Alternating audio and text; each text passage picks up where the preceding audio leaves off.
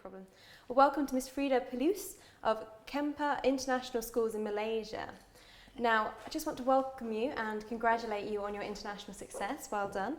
And just to begin, can you tell us about your past success in this year? Yes, thank you very much. You know, it's a great honor to be here in Oxford and to receive such a prestigious award, the Socrates Award. Well, last year, in fact, last year we, starting from about 4 years ago until last year, we have won actually 9 World Cups in the World Education Games for science, mathematics and literacy. And I had the opportunity given to me, the honor actually given to me to go to Sydney to collect these trophies. And since then, you know, we've won 9 trophies, world trophies for maths, literacy and science. Wow. That's one.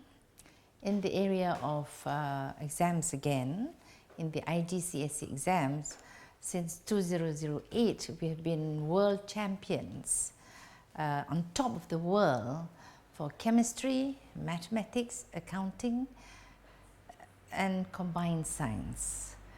And we've got students going to Cambridge, Oxford and the top universities in the world. That's for mind. We say in Cempaka, we challenge the mind. And of course, nationally we've won lots of awards as well, you know.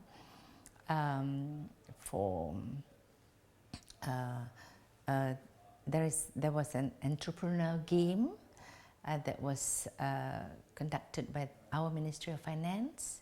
Our children took part in that competition against university students actually, and we were the best. And because we were so good, now the Ministry of Finance, Malaysia, have asked us to draw up a program that can be rolled out in all the government schools for entrepreneurship. That is just the mind.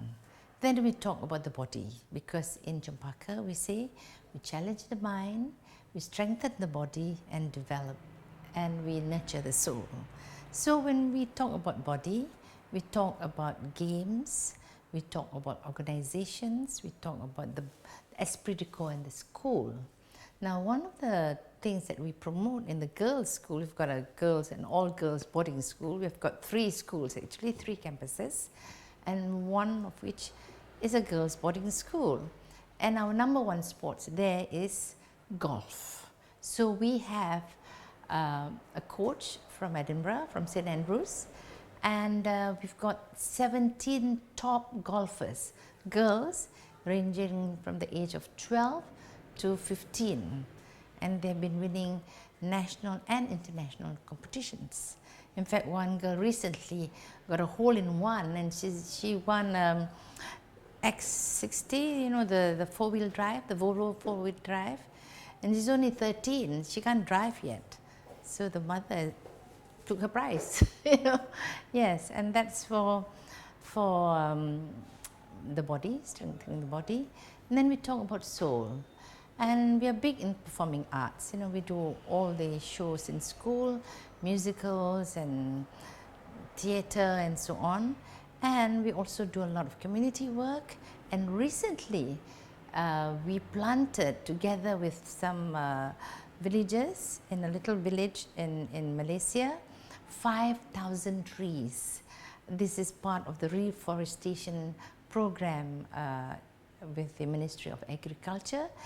And as a result of that, actually, I planned to have in the girls' school an integrated farming project for a new ecosystem.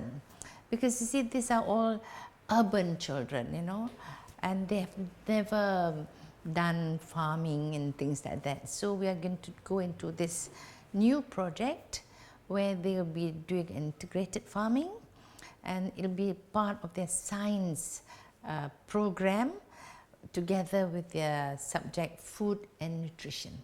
So we grow the plants and we then harvest the plants, and of course we eat them. Yes. Excellent. Well, that sounds absolutely fantastic. Now, just to finish, I think we've covered quite a lot in that. Could we talk about your up and coming plans? What are your plans for the future? Okay.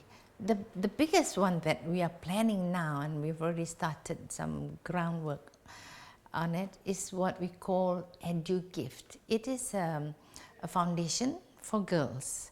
So Edu stands for education, gift, G-I-F-T, that's girls for tomorrow, G-I-F-T, you know.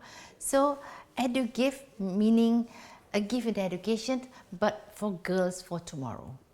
Because, you know, if you look around, countries that are having a lot of problems, war-torn countries, countries in the third world, and you find actually women and children are the biggest victims of war and conflict, of poverty and so on.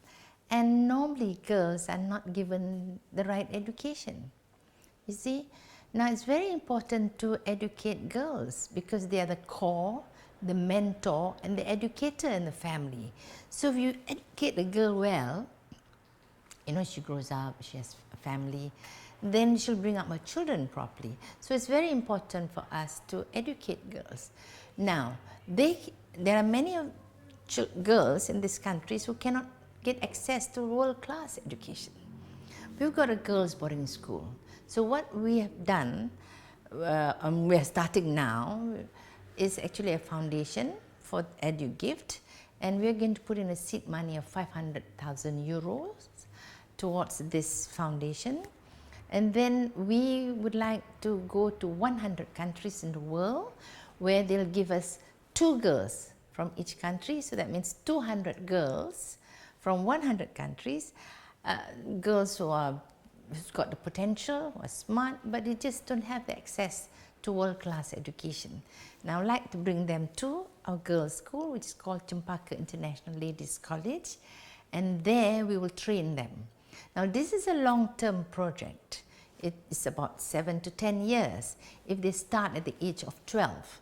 But if they come after their O-levels, high school, and they come and do the IB with us, International Baccalaureate, because we are one of the top school in Malaysia with top results for International Baccalaureate.